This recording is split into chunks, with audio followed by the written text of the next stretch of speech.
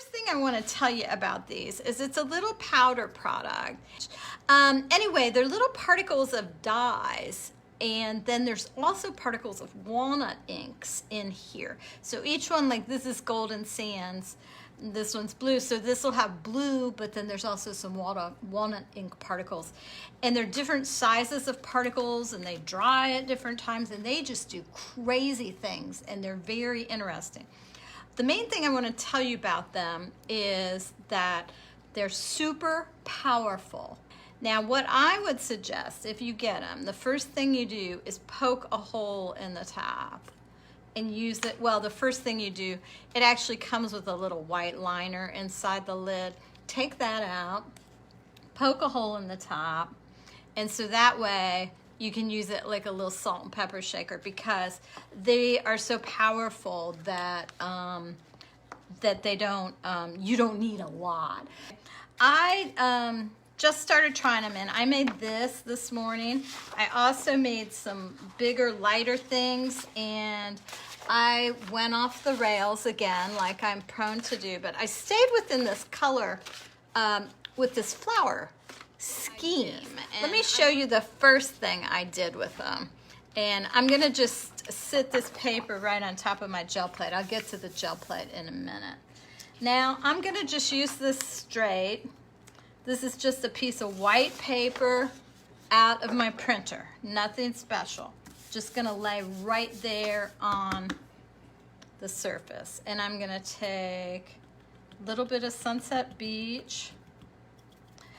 I don't know what it is. Sometimes the holes are huge, and I have used the exact same poking tool for every single one of these. And some of the holes are huge and some of the holes are little. It just defies logic. So I possibly punched too robustly. You probably can barely even see the spritz of this, but look when I get it going. I think this has a wider spray, so I'm gonna spray it. Look at that, how much color you get. Isn't that insane?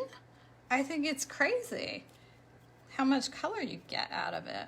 So I'm gonna put a little bit of purple around the edge.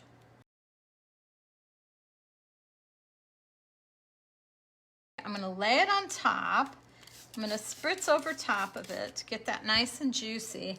And then here's what I did when I first tried it. I'm gonna put it right down on there, and it'll just grab it.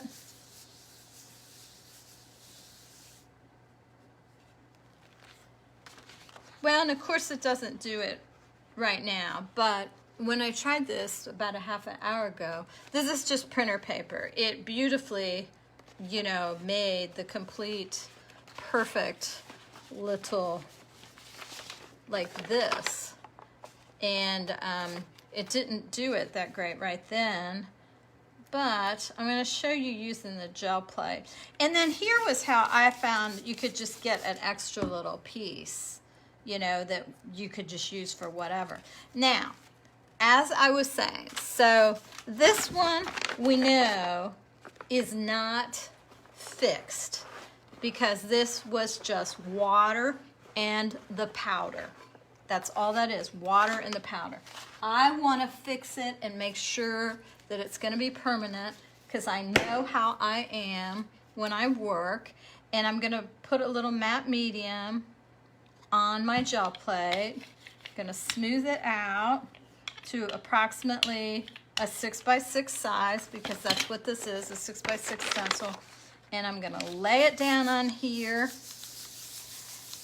And that is the easiest way to get this covered with medium without having to roll it out on here.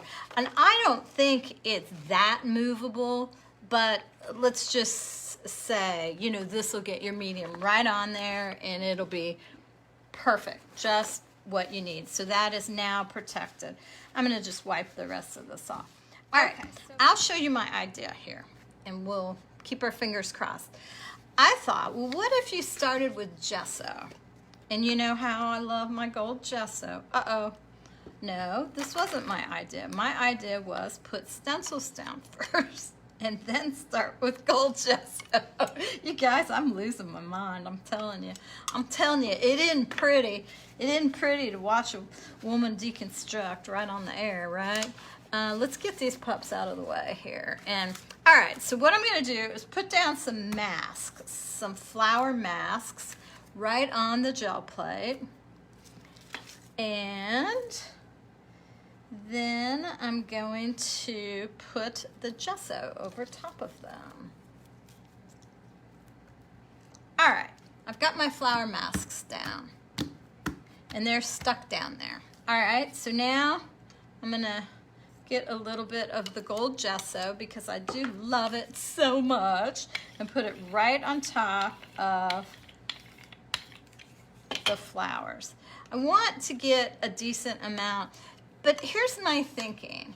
My thinking is that if you make the powder one with an acrylic carrier, meaning a medium, a paint, or anything, that will render it permanent so that you get the result that you like. Because I do know you can mix it in with mediums to change their colors or whatever. I mean, there's a lot of options with it, so why couldn't you do this, right? All right, I'm gonna just put this out here. All right, so here it is. This gold gesso is made by Daniel Smith. It's on my Amazon page. I bought mine from Kristen Powers at Ephemera Paducah, but I have it linked up to my Amazon page if you, have trouble finding it. I love it so very much. I mean, love, love, love, love, love. These guys know how I am about it, right? Because I'm obsessed with it. All right, so now, this is the one that comes out fast. Yes, yes it is. We'll just sprinkle it around. What color is that so I remember? Terracotta. Aggressive terracotta. This one needs a little bit of a bigger hole. I just stabbed myself with my pokey tool. Let's hope I don't start bleeding all over it. God, I swear. Okay, so there's some Sunset Beach. I always like to get a little bit of this green color is called Slime, but it's a really pretty color.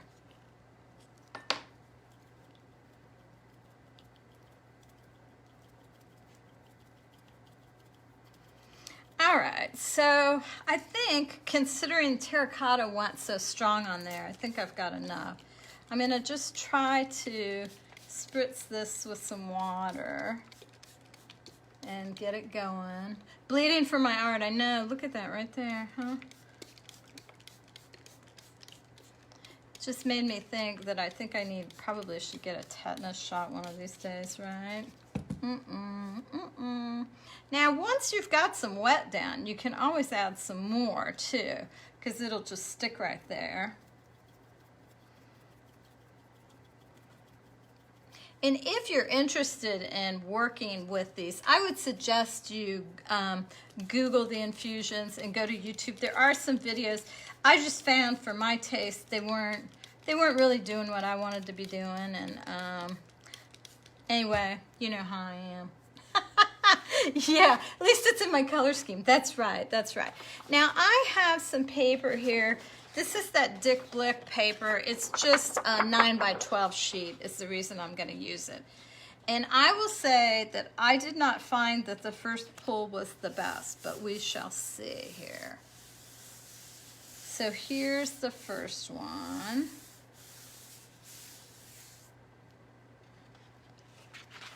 Pretty wet, pretty wet. Pretty though, pretty, pretty, pretty. And I sure love that gold in there. Oh my, is that pretty.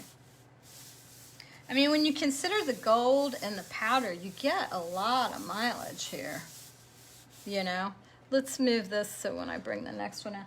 This was the hard part. I'm not used to doing this in such a small place. I had them going like mad before. Ah, that's pretty.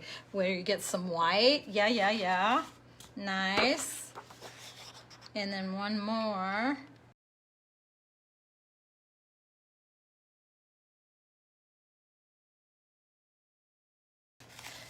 And this is my fave, the third one. Look at that.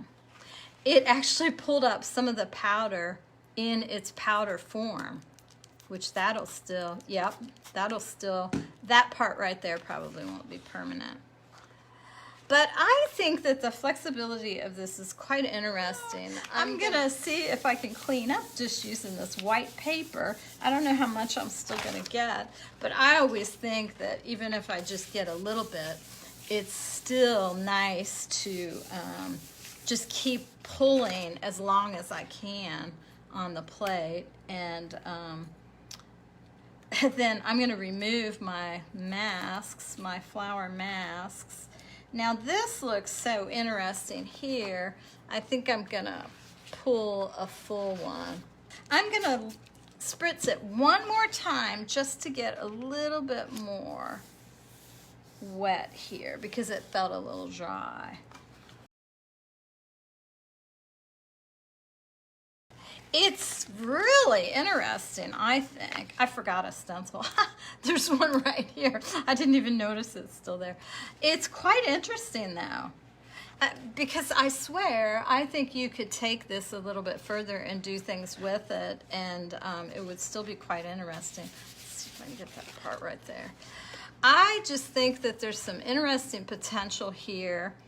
The way I did the other one was, let's put some back down again. I did them with white instead of with the gold, and that lightened the powders substantially, just substantially. I'm gonna see if I can move these out of the way. Boop, boop, there they go. All right. I had them laying all over the floor before. They were all over the studio.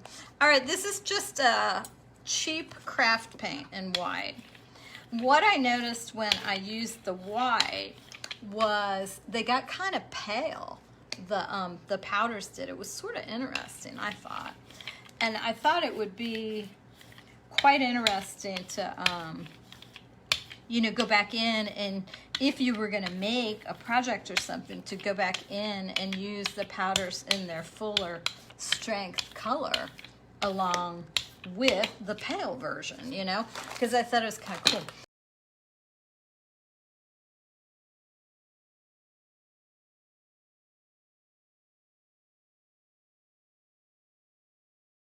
Now I've got this super wet, which is maybe not the best idea. I have sort of oversprayed here. I'm trying to get it to all process or whatever. You know what I'm saying? Because if you don't get water on them, they don't activate. And I want them to activate enough that I get the color. And I don't mind if I have to do 3 or 4 pulls. That doesn't bother me in the least. Look at that hot mess right there. Okay, so again, I'm gonna go with the Blick sulfite paper. The reason being is it is a little, it's a little porous. And when I've got this much water, the first pull is gonna be kind of about getting some of that water up. And this is a little bit of a thirstier paper. Now, this is not gonna show the designs, but look at those colors. I mean, it looks like a flippin' Monet or something. So yeah, I still really love it, even though I missed the designs. Look at this. I mean, there's parts here that are just magical and gorgeous, just gorgeous, because I've used so much water. Because I really did want to blend out the color. I mean, there's different ways you can go with this for sure. If you wanted this grungier, you could create grungier because it has walnut ink in it. I just personally wanted it to kind of blend out a little bit more. Here's another one with some real pretty results. I think it sucked it up because I used that porous paper. If you used a paper that was not porous, like your copy paper, let's see if, I'm gonna just take some white and put it back over, and let's try this again. I think if you used your copy paper, which is not as porous, and then pulled from the wet copy paper, I bet you would get something pretty cool then too.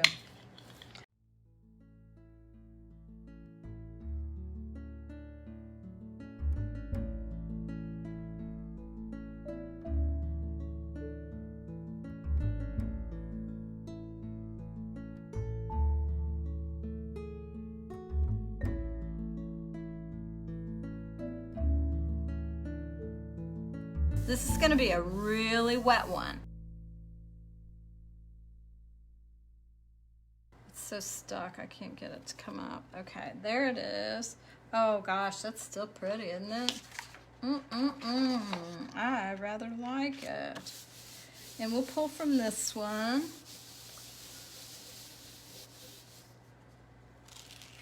That's pretty, and this is pretty. And you get these granules. They're just kind of fascinating, aren't they? I'm gonna have to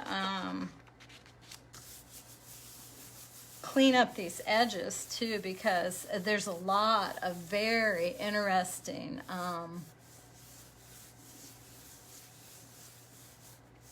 like little droplets around the edges. I think that they're so pretty. Oh, that's nice. Very nice. So what I would suggest, if you want to try it at home, is to play, because it's just so cool. And if you want to start with white, like I did, I mean, you could just start with just the gel plate too. You don't have to start with a paint, but I thought it just made a lot of sense, since we know they're not permanent. It just made a lot of sense to embed them into paint. Because, I mean, I don't want to have to worry about them later and think, oh my gosh, are these permanent or not? I just want them to be permanent. So, and there's our last pull, which is still even very pretty.